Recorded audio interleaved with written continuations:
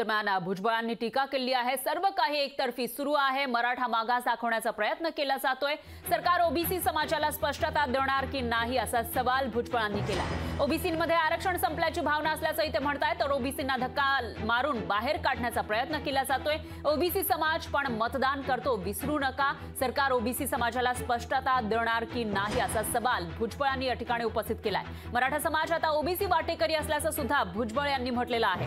तर मराठा आरक्षणासाठी मनोज रांगे पाटील यांनी एक मोठं आंदोलन उभारलेलं होतं आणि त्यानंतर त्यांच्यासाठी ज्या काही तरतुदी करण्यात आल्या त्यावरून भुजबळांनी हा निशाणा साधलेला आहे आणि सरकारला सवाल केल्याचं दिसून येतं।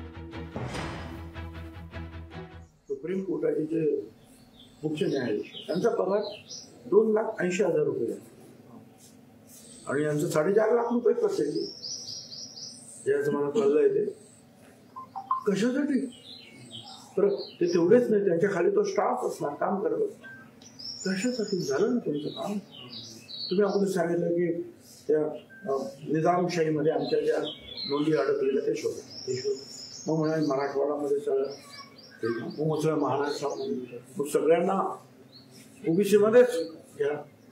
ते सगळे जे हट्ट जे आहे पुरवण्याचं काम सरकार करत आहे, ठीक आहे, लोकांची मागणी आहे, आपण त्यांना प्रतिसाद दिला पाहिजे। काही प्रमाणामध्ये ओबीसी समाजामध्ये मोठ्या प्रमाणात चिंता किंवा घबराट निर्माण झालेली आहे, किंवा आता आमचं आरक्षण आता संपलं आहे, आता आम्ही पुढे काय, तर आमच्या म्हणजे मग शिक्षणाच्या मध्ये प्रवेश असेल तर काय, किंवा नोकरीमध्ये प्रवेश असेल तर काय, किंवा इतर ठिकाणी ज्या काही गोष्टी ओबीसीला मिळतात त्याच्यामध्ये आता हे सगळे वाटेकरी होणार। त्याचबरोबर ग्रामपंचायत, पंचायत समिती, जिल्हा परिषदेला कुठेतरी एका दुसरा निवडून येत होता, ते सुद्धा आमचं जाणार, म्हणजे आपल्यासारखं आहे अशी एक भावना निश्चितपणे ओबीसी मध्ये निर्माण झालेली आहे। मागास कशी असा शेरा जो आहे हा सुप्रीम कोर्टाने त्याच्यावर मारला आणि ते सगळं नाकारलं।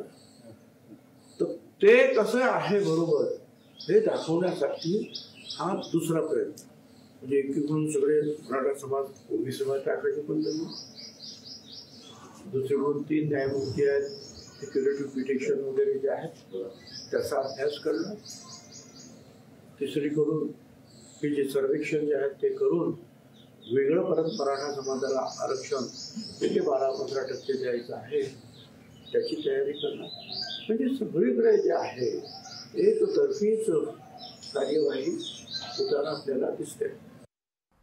तर यावर सुनील तटकरे यांनी काय प्रतिक्रिया दिली आहे तीही बघूयात। शिंदे समिती असेल, अशा वेगवेगळ्या समित्या त्या ठिकाणी नेमून मुख्यमंत्र्यांनी हे आश्वासित करण्याचा प्रयत्न केला की मराठा समाजाला त्या ठिकाणी आरक्षण दिलं जाईल, पण हे देत असतानाच ओबीसीच्या आरक्षणाला धक्का लागणार नाही याची खबरदारी राज्य सरकारने वारंवार घेतलेली आहे। मुख्यमंत्री, दोन्ही उपमुख्यमंत्री वारंवार या विषयावरती त्या ठिकाणी बोललेले आहेत आणि आम्हाला सर्वांनाच विश्वास आहे की दीर्घकाळ रेंगाळलेला हा प्रश्न महायुतीच्या सरकारच्या माध्यमातून मार्गी लागलेला आहे, तो अंतिम टप्प्यापर्यंत नक्कीच त्या ठिकाणी जाईल आणि ओबीसींच्या मनाचं सुद्धा समाधान, विशेष करून त्यांच्या आरक्षणाला धक्का न लागता कशा पद्धतीने द्यायचं त्याचा साकल्याने विचार कायद्याच्या अंतर्गत राज्य सरकार त्या ठिकाणी गांभीर्याने करत आहे। लोकशाही मराठी ऐका, पहा, जागरूक रहा।